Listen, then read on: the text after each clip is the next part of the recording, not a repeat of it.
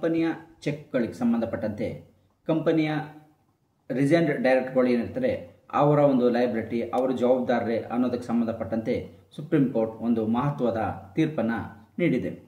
ಈ ಒಂದು ಪ್ರಕರಣದಲ್ಲಿ ಕಂಪನಿಯ ರಿಸೈನ್ಡ್ ಡೈರೆಕ್ಟರ್ಗಳು ಏನಿರ್ತಾರೆ ಅವರು ಕಂಪನಿ ನೀಡಿದಂಥ ಚೆಕ್ಗೆ ಅವರು ಲಯಬಲ್ ಆಗಿರ್ತಾರಾ ಅನ್ನೋದಕ್ಕೆ ಸಂಬಂಧಪಟ್ಟಂತೆ ಮಹತ್ವದ ತೀರ್ಪನ್ನು ನೀಡಿದೆ.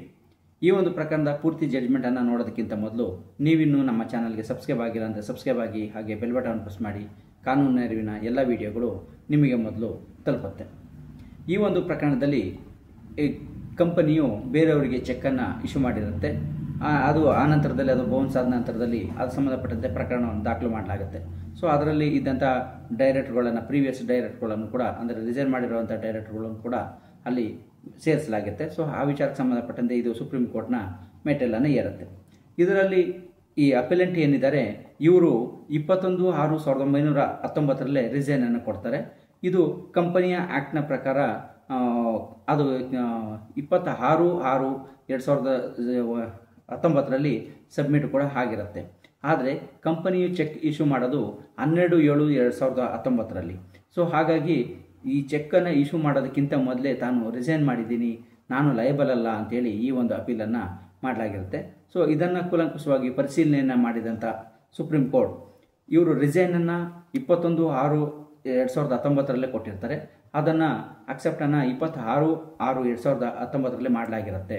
ಆದರೆ ಚೆಕ್ಕನ್ನು ಕೊಟ್ಟಿರುವಂಥದ್ದು ಈ 12/7/2019 ನಂತರದ ಒಂದು ವ್ಯವಹಾರಗಳು ಆಗಿರೋದ್ರಿಂದ ಇದಕ್ಕೆ ಆಲ್ರೆಡಿ ರಿಸೈನ್ ಮಾಡಿರುವಂಥ ಡೈರೆಕ್ಟರ್ಗಳು ಲಯಬಲ್ ಅಲ್ಲ ಅಂತೇಳಿ ಪರಿಗಣಿಸಿ ಈ ಒಂದು ಮಹತ್ವದ ತೀರ್ಪನ್ನು supreme court Adiraj Singh versus Yograj Singh and other ಈ ಒಂದು ಪ್ರಕರಣದಲ್ಲಿ ನೀಡಿದೆ.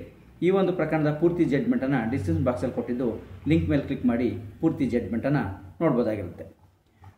ಈ ಒಂದು ಪ್ರಕರಣ ಅಂದರೆ ಯಾವುದೇ ಒಂದು ಕಂಪನಿ ಕೇಸ್ಗೆ ಸಂಬಂಧಪಟ್ಟಂತೆ ಸೆಕ್ಷನ್ 141 ಅಡಿಯಲ್ಲಿ ಹಾಕಲಾಗುತ್ತೆ. ಅದರಲ್ಲಿ ಇರುವಂಥ ಡೈರೆಕ್ಟರ್ಗಳನ್ನು ಕೂಡ ಹೊಣೆಗಾರನಾಗಿ ಮಾಡಲಾಗುತ್ತೆ. ಸೊ ಆದರೆ ಇಲ್ಲಿ ರಿಸೈನ್ ಮಾಡಿರೋಂಥ ಡೈರೆಕ್ಟ್ರು ಈ ಒಂದು ಸೆಕ್ಷನನ್ನು, ಅಂದರೆ ಕಂಪನಿ ಇದು ಚೆಕ್ ಬೌನ್ಸ್ ಕೇಸ್ಗಳಿಗೆ ಸಂಬಂಧಪಟ್ಟಂತೆ NA ಆ್ಯಕ್ಟ್ನ ಸೆಕ್ಷನ್ 141 ಇದರ ಅಡಿಯಲ್ಲಿ ಬರ್ತಾರಾ ಅನ್ನೋದು ಸಂಬಂಧಪಟ್ಟಂತೆ ಈ ಒಂದು ಮಹತ್ವದ ತೀರ್ಪಿನಲ್ಲಿ, ಅಂದರೆ ಆಲ್ರೆಡಿ ರಿಸೈನ್ ಮಾಡಿರೋದ್ರಿಂದ ಅಂಥ ಡೈರೆಕ್ಟರ್ಗಳು ಬರೋದಿಲ್ಲ ಅನ್ನೋದನ್ನು ಈ ಒಂದು ಪ್ರಕರಣದಿಂದ ಸಂಪೂರ್ಣವಾಗಿ ತಿಳಿಯಬಹುದಾಗಿರುತ್ತೆ. ಸೊ ಹಾಗಾಗಿ ರಿಸೈನ್ ಮಾಡದೆ ಇದ್ದಂಥ ಸಂದರ್ಭದಲ್ಲಿ ಅವರು ಕೂಡ ಅವರನ್ನು ಇಲ್ಲಿ ಪಕ್ಷಕಾರರನ್ನಾಗಿ ಮಾಡ್ಬೋದಾಗಿರುತ್ತೆ. ಅವರ ಒಂದು ಅಗತ್ಯತೆ ಇರುತ್ತೆ. ಕಂಪನಿಯನ್ನು ಕೂಡ ಸೆಕ್ಷನ್ 141 ಅಡಿಯಲ್ಲಿ ಮಾಡಲೇಬೇಕಾಗಿರುತ್ತೆ.